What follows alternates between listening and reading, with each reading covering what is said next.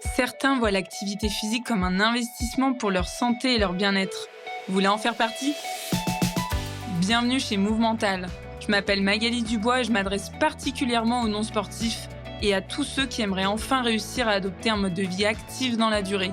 C'est en vous partageant des connaissances, des expériences et des points de vue différents que j'ai l'intention de vous aider à bâtir l'état d'esprit et la motivation nécessaires pour le faire. Alors j'espère que ça vous aidera et que vous aurez envie d'en parler autour de vous.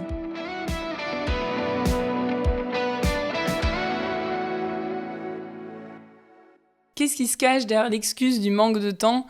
Bonjour et bienvenue à vous dans ce nouvel épisode du podcast Movemental.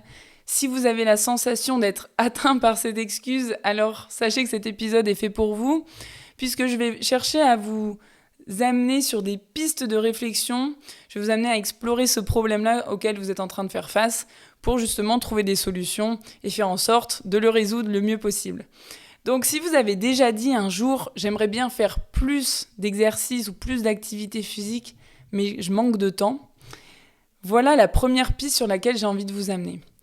Quand vous énoncez ce genre d'affirmation, eh bien vous vous cristallisez dans une voie sans issue. C'est-à-dire que vous ne laissez pas la place à de quelconques options, vous ne laissez aucune place en fait aux solutions, puisque quand on dit « j'ai pas le temps », on est vraiment en fait face à un mur. On n'est pas tourné vers de nouvelles options, de nouvelles solutions. On est vraiment en fait figé. On fige les choses. C'est pour ça qu'il faut faire attention à ce qu'on affirme, parce que généralement, quand on affirme les choses, on les cristallise et ça peut rendre un peu difficile le passage à l'action ou le fait de trouver des solutions. Donc attention à ça. Donc ce que vous pouvez faire, si vous avez tendance à dire « j'aimerais bien faire plus mais j'ai pas le temps », c'est peut-être aussi d'accoler en fait une question à cette affirmation, puisque quand on se pose des questions, on sort justement de la voie sans issue, on ouvre de nouvelles possibilités et on est plutôt dans la recherche de solutions. Donc la question que vous pourriez vous poser, ce serait « qu'est-ce que je fais d'inactif dans ma journée que je pourrais faire autrement ?» De sorte à ne pas chercher à rajouter encore du temps à votre emploi du temps qui est bien chargé, mais plutôt à regarder ce que vous faites déjà, à prendre conscience de ce que vous faites aussi, prendre conscience de ce que vous faites d'inactif et de voir si vous avez la possibilité de le transformer en quelque chose d'un petit peu plus actif, ou d'un petit peu actif tout court. Par exemple, si vous avez l'habitude de passer des coups de fil, tous les 2 jours, d'appeler vos parents, vos grands-parents, votre sœur, peu importe, si vous avez l'habitude de faire ça, peut-être que ce temps-là, vous pourriez le mettre à profit pour marcher en même temps. Autre exemple, vous avez l'habitude d'aller au travail en voiture, en transport en commun, eh bien, est-ce que vous n'avez pas la possibilité de faire une partie du chemin à pied ou de faire une partie du chemin, de vous arrêter un petit peu plus tôt sur la ligne du métro, de sortir un arrêt plus tôt, de vous garer un petit peu plus loin. Voilà, tout ça, vous avez sûrement déjà entendu ce genre de solutions. Ce sont de bonnes solutions qui peuvent vous aider à inclure un petit peu plus d'activité physique dans votre quotidien. Et en même temps, c'est pas toujours suffisant pour lever ce problème lié au manque de temps. Pourquoi ? Parce que je vais donc vous donner un exemple d'une personne que j'ai accompagnée il y a quelques années, qui en fait ne voulait pas qu'on la perçoive comme quelqu'un de pas investi dans son travail, comme quelqu'un d'un peu flemmard dans son travail, si elle prenait l'habitude, donc si elle se mettait à prendre l'habitude de se lever un petit peu plus au boulot, de faire des pauses plus actives. Vraiment, elle avait cette difficulté-là à transformer, comme je viens de vous le suggérer, de transformer ce qu'elle fait d'inactif en quelque chose d'un petit peu plus actif. Et en l'occurrence, pour elle, l'idée, c'était de se lever peut-être toutes les heures pour se mettre un peu en activité.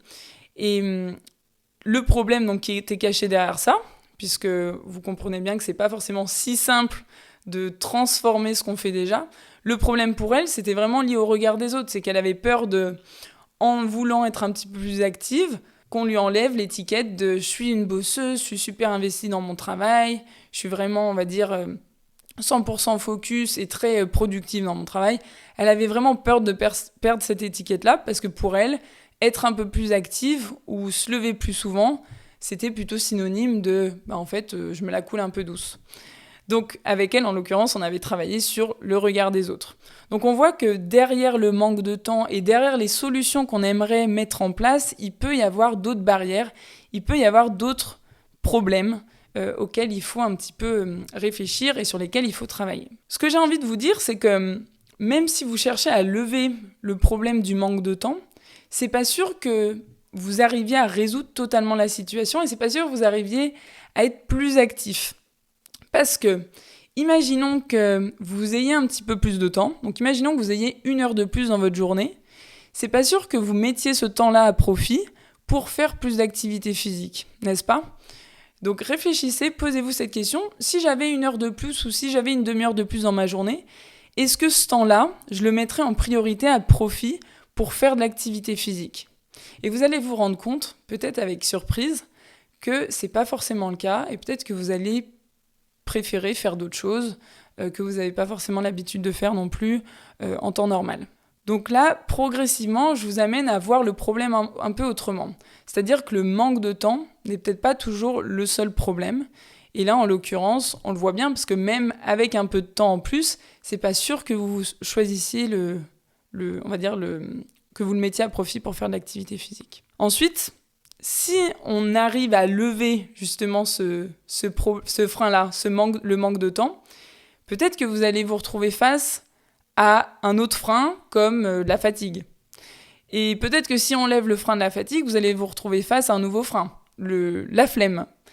Et la liste, elle peut vraiment être longue comme le bras. Il peut y avoir tout un tas de freins qui se cachent les uns derrière les autres. Donc c'est pas dit que simplement de lever le frein du manque de temps, ce soit suffisant. Et c'est pas non plus dit que le manque de temps soit le réel problème derrière tout ça.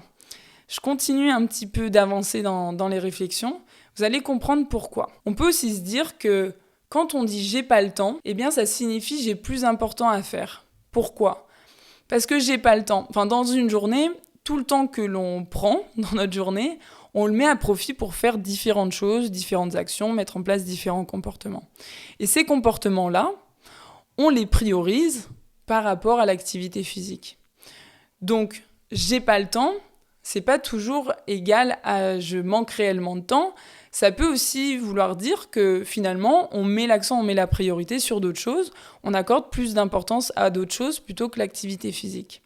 C'est une question de priorité et chacun est libre de choisir en fonction de ce qu'il veut, mais tout en sachant que les choix qu'on va faire vont avoir des conséquences, vont impliquer des coûts. Par exemple, ça peut avoir un coût sur notre bien-être physique, sur notre santé mentale, sur nos relations liées aux autres. Il peut y avoir tout un tas de coûts qui se cachent derrière les choix, les priorités qu'on va faire. Par exemple, moi, cette année, j'ai décidé de me concentrer beaucoup plus sur mon entreprise et sur mon bien-être. Et parfois, c'est sûr que ça va être au détriment de passer plus de temps avec mes amis ou de faire plus de sorties. Mais voilà, c'est un choix que j'ai fait cette année. C'est la priorité sur laquelle j'ai envie de mettre toute mon attention. Et c'est sûr que ça peut faire peur, parce que parfois on peut avoir peur d'altérer nos relations sociales, on peut avoir peur de ne pas être compris. Et ça pourrait être intéressant d'ailleurs que je fasse un épisode sur le sujet si ça vous intéresse plus tard, parce que là je vais pas aller m'éparpiller plus là-dessus, sur les craintes et les peurs que ça peut engendrer. Mais voilà, sachez que chacun des choix que l'on fait va impliquer un coût ou va entraîner des conséquences. Et quand je parle de conséquences, je parle de conséquences positives et négatives. Si je ne fais pas d'activité physique ou si j'en fais très peu, ça va avoir des conséquences. Si je fais de l'activité physique ou même que j'en fais beaucoup, ça va avoir des conséquences. Et ces conséquences-là, il faut les voir sur le court terme, mais aussi sur le moyen-long terme, puisque ça ne sera pas forcément les mêmes. C'est-à-dire que la balance bénéfice, risque ou point négatif, elle ne sera pas forcément équilibrée de la même manière si vous regardez sur le court terme que si vous regardez sur le moyen-long terme. Donc, dans un premier temps, ça peut vous permettre de vérifier si les choix que vous faites et les priorités que vous mettez en avant, si elles vous conviennent vraiment, si elles sont les plus adaptées par rapport à votre situation, si elles sont les plus viables sur le moyen-long terme.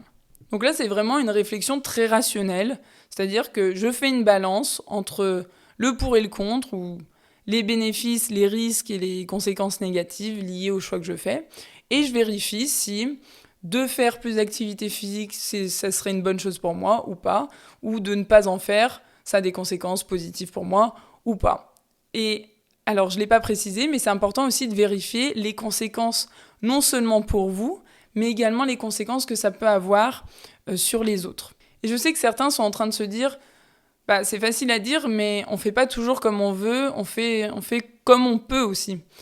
Donc moi, la posture que j'ai envie d'avoir par rapport à ça, c'est que pour moi, c'est jamais tout blanc ou tout noir, mais qu'on peut toujours trouver des compromis, on peut toujours trouver un entre-deux. Je m'explique un peu mieux en donnant des exemples. Par exemple, si vous avez des enfants, c'est sûr que ça va pas forcément être simple de s'inscrire dans un club et de pratiquer, on va dire, 3-4 fois dans la semaine, voire même faire de la compétition le week-end, parce que vous avez quand même des enfants et il faut s'en occuper un minimum. Donc, effectivement, dans cette situation-là, ça va pas forcément être simple.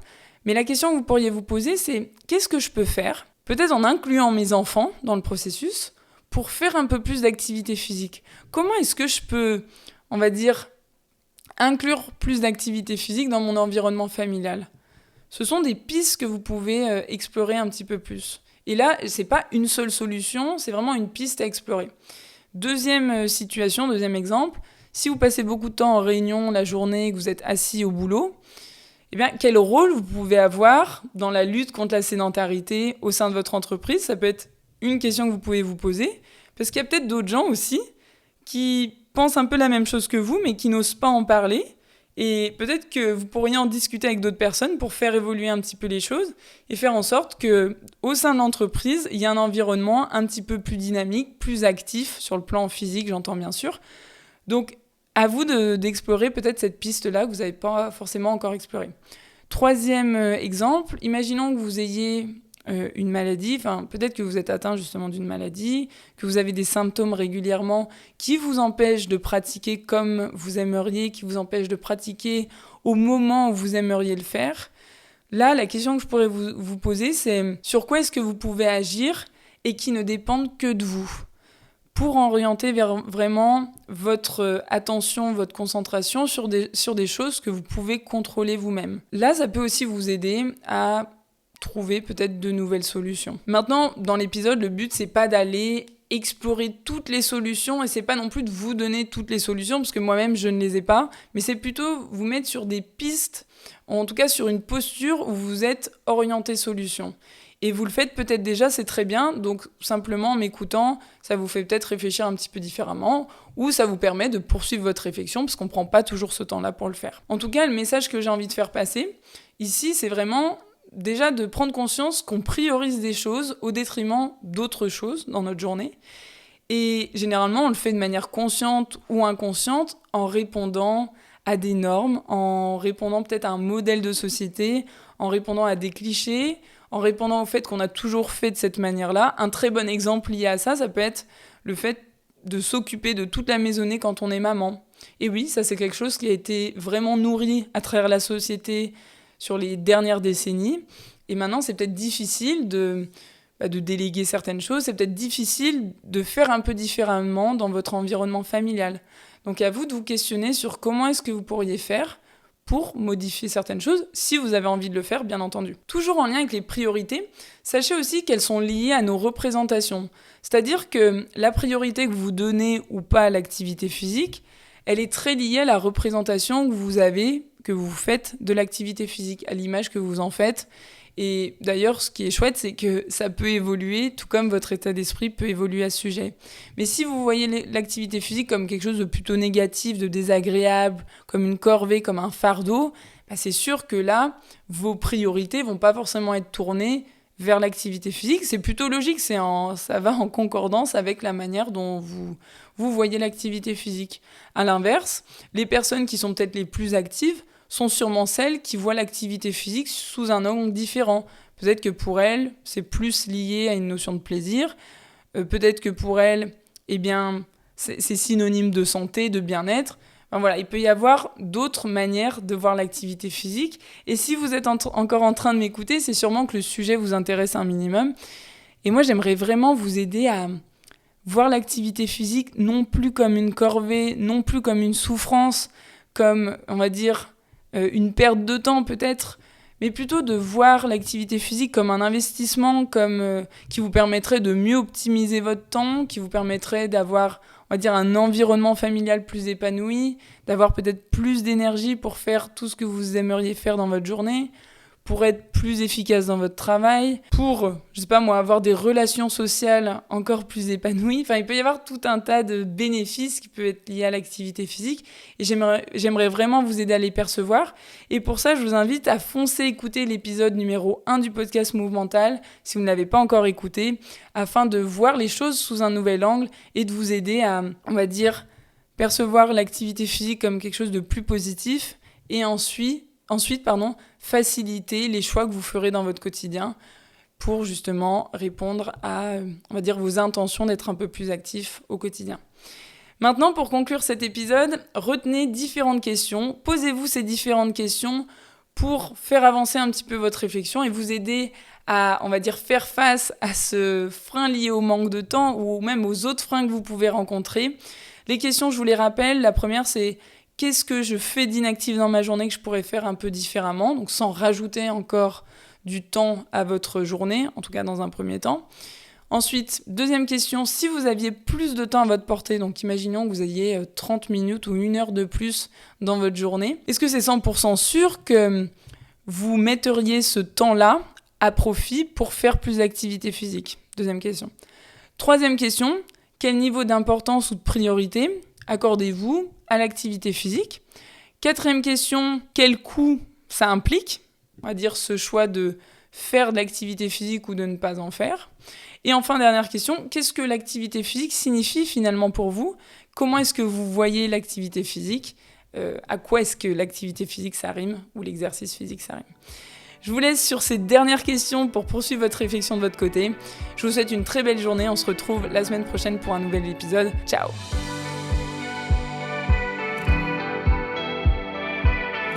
C'est tout pour aujourd'hui. Enfin, presque. Avant de partir, j'ai 2 questions pour vous. La première, c'est quelle est la chose que vous pourriez retenir de cet épisode ? Et la deuxième, à qui vous pourriez la raconter ? En partageant ce podcast et en lui attribuant la meilleure note possible, vous inspirerez d'autres personnes à être plus actives. Et comme votre avis compte beaucoup pour moi, n'hésitez pas à me faire part de vos réflexions, j'essaierai de vous répondre. À bientôt !